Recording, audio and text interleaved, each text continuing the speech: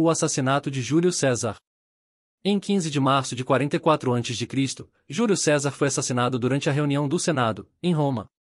Ele estava com 55 anos de idade, e gozava de grande popularidade entre suas legiões e o povo romano.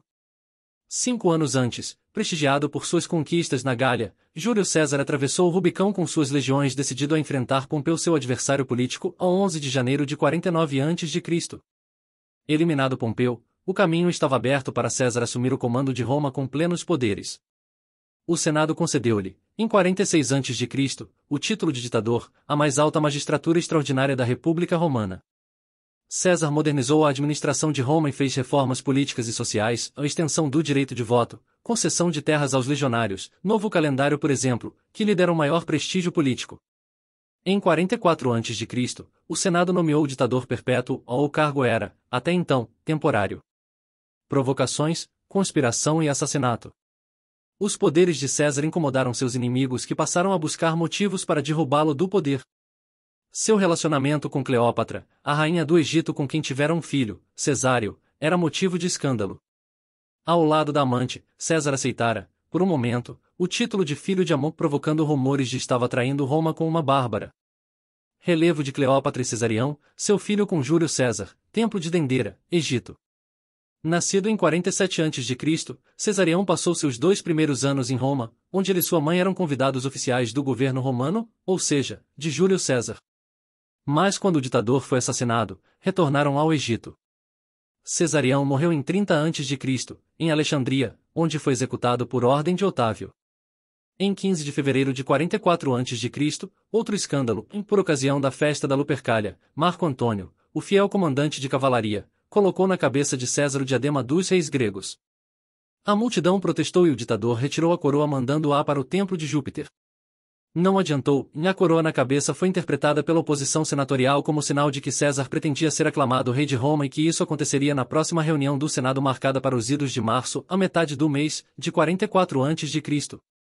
Um grupo de senadores aristocratas conspirou a morte do ditador, entre eles estava Marcus Junius Brutus, sobrinho de César, e Cássio, o ex-chefe da frota de seu inimigo Pompeu.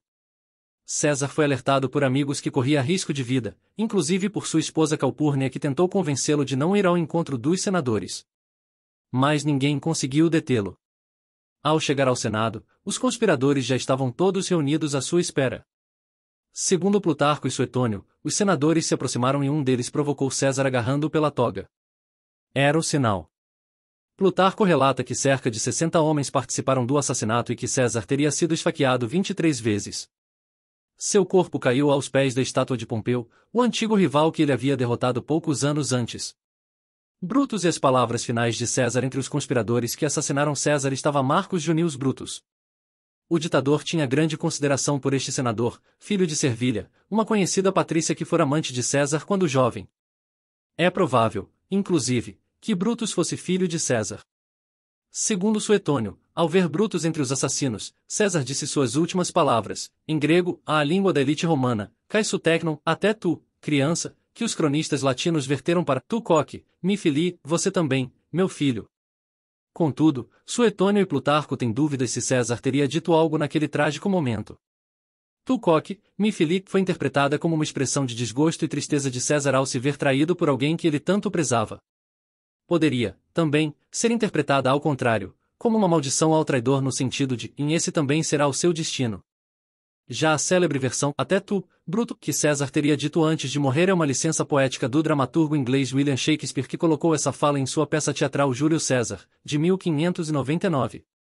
No ato terceiro, cena I, Júlio César ao ver Bruto entre os assassinos lhe diz, e tu, Brute? Então, que morra César. Seja como for, ao se ver cercado, César se cobriu com sua toga e se deixou esfaquear. Herança de César. Os assassinos fugiram do local deixando o corpo de César banhado em sangue jogado no chão. 3 escravos levaram o cadáver para sua casa. A notícia do crime se espalhou pela cidade e a população ficou enfurecida. Exigiu que, seguindo a tradição, o corpo de César fosse cremado em um lugar público. Durante o funeral, cresceu a revolta popular. O povo compareceu em massa jogando, na pira funerária, objetos pessoais, móveis e até roupas para alimentar as chamas. O fogo acabou ficando muito alto e se espalhou danificando o fórum e atingindo casas vizinhas. A multidão atacou as casas dos conspiradores que fugiram da cidade. Brutus, perseguido por Marco Antônio e Otávio, fugiu para a Grécia, e acabou se suicidando em 42 a.C. Em seu testamento, César havia nomeado seu sobrinho neto Otávio como sucessor, dando-lhe o posto de chefe da família, isto é, herdeiro do nome de César, além de lhe deixar sua gigantesca fortuna. Otávio, que tinha apenas 18 anos quando César morreu, prometeu vingá-lo. Ele acabou se mostrando um político habilidoso e um chefe militar eficiente.